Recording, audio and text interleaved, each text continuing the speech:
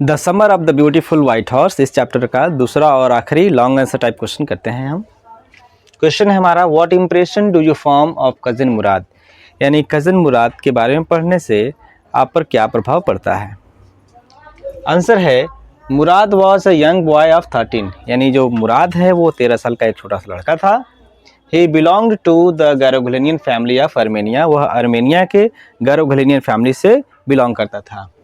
There whole tribe was poverty stricken, इनकी जो पूरी जाति थी वो किससे त्रस्त थी, गरीबी से त्रस्त थी।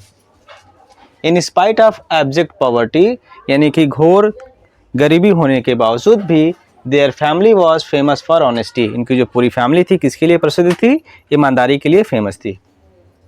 मुराद वॉज क्वाइट एडवेंचरस, मुराद एक साहसी लड़का था। And had a crazy streak in him at that time, या कह सकते हैं कि मुराद के दिमाग में घुड़सवारी के लिए एक पागलपन सा था। मुराद लव्ड हॉर्स राइडिंग, मुराद को घुड़सवारी पसंद थी। He had a way with the horse, घोड़े के साथ उसकी अच्छी बनती थी।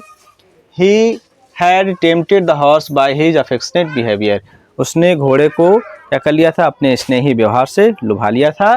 And the horse was no longer wild, और जो घोड़ा था अब जंगली नहीं रहा। इट ओबेड मुराद फेथफुली, और जो घोड़ा था मुराद की बातों का कहा मानता था, कह सकते आज्ञा का पालन करता था। His love for the horse is evident in the last scene, यानी कि अंतिम दृश्य में कह सकते हैं कि जो मुराद का प्रेम है घोड़े के प्रति वो दिखता है स्पष्ट रूप से। He is proud on his family for honesty, Murad को अपनी परिवार की ईमानदारी पर गर्व होता है। तो ये था हमारा इस चैप्टर का आखिरी और दूसरा और आखिरी लॉन्ग आंसर टाइप क्वेश्चन।